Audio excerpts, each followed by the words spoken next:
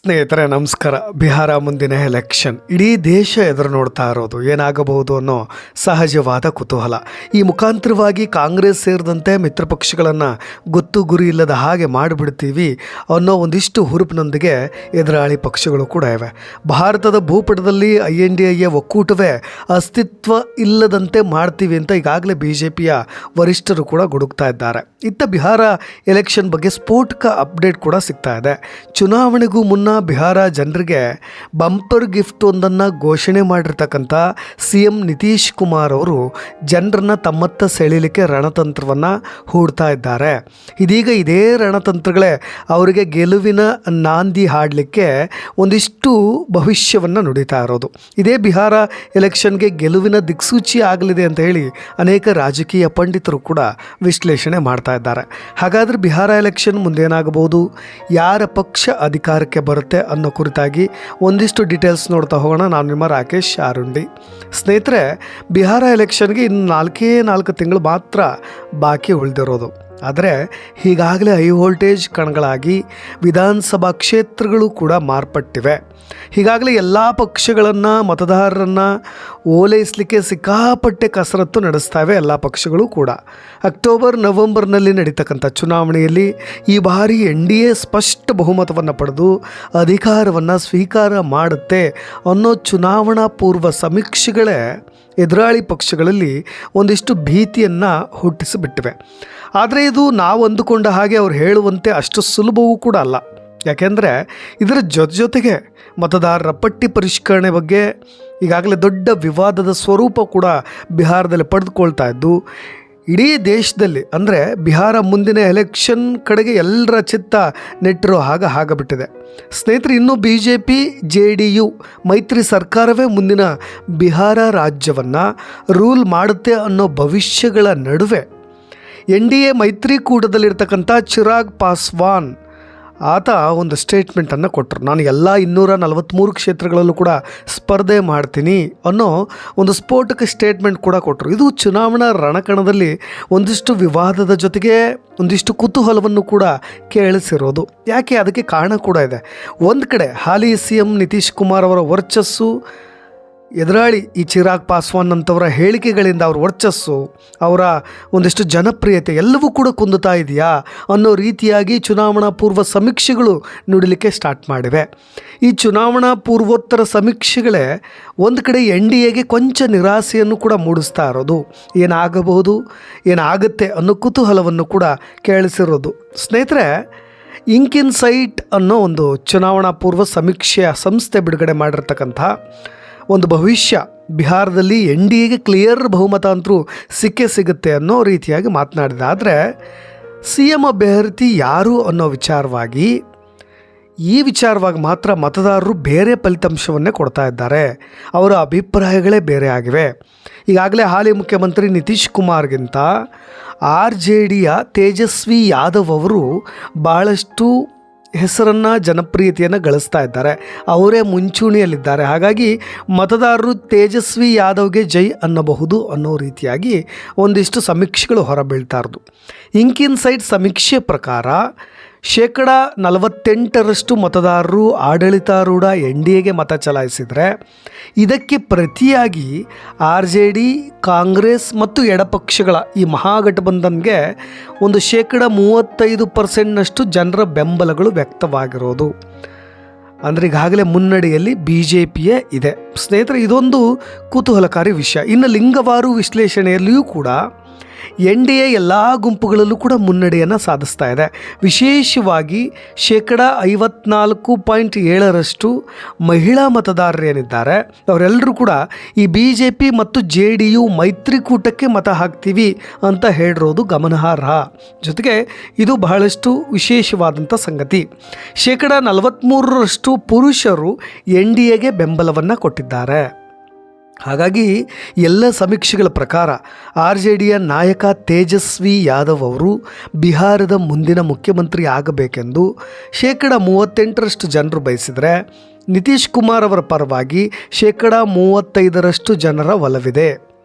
ಹಾಗಾಗಿ ಇಬ್ಬರೂ ಕೂಡ ಆಸುಪಾಸಿನಲ್ಲಿ ಸರಿಸಮಾನವಾಗಿ ಇರೋದರಿಂದ ಯಾರು CM ಅಭ್ಯರ್ಥಿ ಆಗ್ತಾರೆ ಅನ್ನೋ ಕುತೂಹಲದ ಸಂಗತಿಯು ಕೂಡ ಮನೆ ಮಾಡಿದೆ. ಸ್ನೇಹಿತರೆ, ಇವರಿಬ್ಬರನ್ನೂ ಬಿಟ್ಟು ಬಿ ಜೆ ಪಿಯ ಹೊಸ ಮುಖವಾದರೂ ಕೂಡ ಮುಖ್ಯಮಂತ್ರಿ ಆಗಬೇಕು ಅಂತ 12% ಜನರು ಕೂಡ ಒಂದು ಕಡೆ ಅಭಿಪ್ರಾಯವನ್ನು ಪಟ್ಟಿರೋದು. ಹಾಗಾದರೆ ಹಾಲಿ DCM ಮತ್ತು ಬಿ ಜೆ ಪಿ ನಾಯಕ ಸಾಮ್ರಾಟ್ ಚೌಧರಿ ಅವರಿಗೆ ಕೇವಲ 1.7% ಜನರ ಬೆಂಬಲ ಇದ್ದರೆ, ನಾವು ಹೇಳ್ತಾ ಇರೋ ಹಾಗೆ ತೇಜಸ್ವಿ ಯಾದವ್ ಬಗ್ಗೆ ಸ್ವಲ್ಪ ಜನರ ಒಲವು ಹೆಚ್ಚಾಗಿದೆ.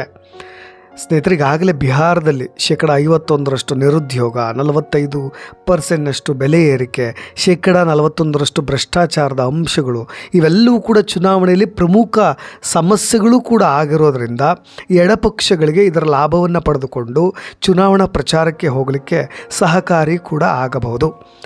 ಒಂದು ಕಡೆ ಚುನಾವಣಾ ಪೂರ್ವ ಸಮೀಕ್ಷೆ BJP JDU ನೇತೃತ್ವದ NDA ಮೈತ್ರಿಕೂಟ ಖುಷಿ ಕೊಟ್ಟರೆ, NDA ಮೈತ್ರಿಕೂಟದಲ್ಲಿರ್ತಕ್ಕಂಥ LJPಯ ಚಿರಾಗ್ ಪಾಸ್ವಾನ್ NDAಗೆ ಇನ್ನೊಂದು ಕಡೆ ಶಾಕ್ ಕೊಟ್ಟಿರೋದು.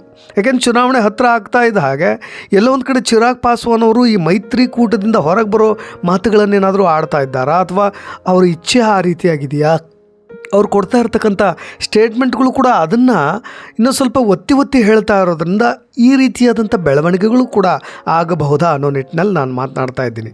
NDA ಮೈತ್ರಿಕೂಟದ ಸೀಟು ಹಂಚಿಕೆ ಮಾತುಕತೆ ನಡೀತಾ ಇರಬೇಕಾದ್ರೆ ಈ ಚಿರಾಗ್ ಪಾಸ್ವಾನ್ ನಮ್ಮ ಪಕ್ಷ ಬಿಹಾರದ ಎಲ್ಲ 243 ಕ್ಷೇತ್ರಗಳಲ್ಲಿ ನಾನು ಸ್ಪರ್ಧಿಸ್ತೀನಿ, ನಮ್ಮ ಪಕ್ಷ ಸ್ಪರ್ಧೆ ಮಾಡುತ್ತೆ ಅನ್ನೋ ರೀತಿಯಾಗಿ ಹೇಳಿರೋದು ಕುತೂಹಲ ಕೇಳಿಸಿರೋದು.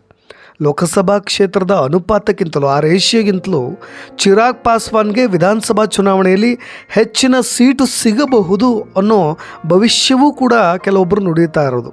ಆದರೆ ಅದನ್ನು ಲೆಕ್ಕಕ್ಕೆ ತೆಗೆದುಕೊಳ್ಳದೆ ಇನ್ನೊಂದು ಕಡೆ ಬಂಡಾಯದ ಹಾದಿಯನ್ನೇನಾದರೂ ಚಿರಾಗ್ ಪಾಸ್ವಾನ್ ಹಿಡಿದು ಬಿಟ್ಟರೆ ಅದು ಕೂಡ NDA ಒಕ್ಕೂಟಕ್ಕೆ ಕಷ್ಟವಾಗುತ್ತೆ.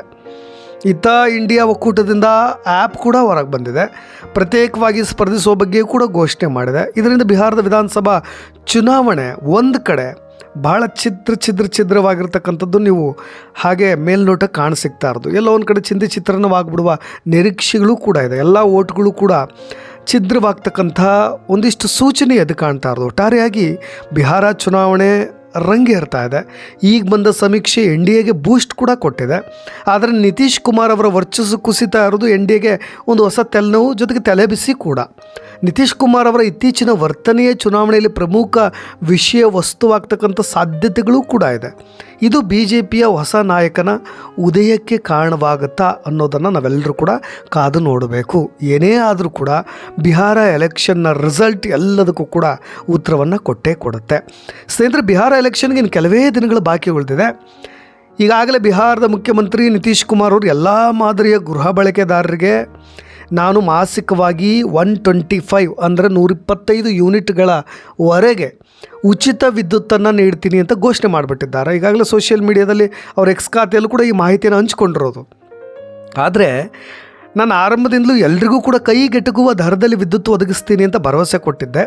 ಅದನ್ನು ಮಾಡ್ತಾ ಬಂದಿದ್ವಿ. ಈಗ ಅಂದರೆ ಆಗಸ್ಟ್ 1ರಿಂದ 2025 ಆಗಸ್ಟ್ 1ರಿಂದ ಅಂದರೆ ಜುಲೈ ತಿಂಗಳ ಬಿಲ್ನಿಂದ ರಾಜ್ಯದ ಎಲ್ಲ ಗೃಹ ಬಳಕೆದಾರರು ಯಾರಿದ್ದಾರೆ ಅವರೆಲ್ಲರಿಗೂ ಕೂಡ 125 ಯೂನಿಟ್ವರೆಗೂ 125 ಯೂನಿಟ್ಗಳವರೆಗೆ ವಿದ್ಯುತ್ಗೆ ನೀವು ₹1 ಕಟ್ಟಬೇಕಾಗಿಲ್ಲ ಅನ್ನೋ ಒಂದು ಘೋಷಣೆ ಮಾಡಿರೋದು.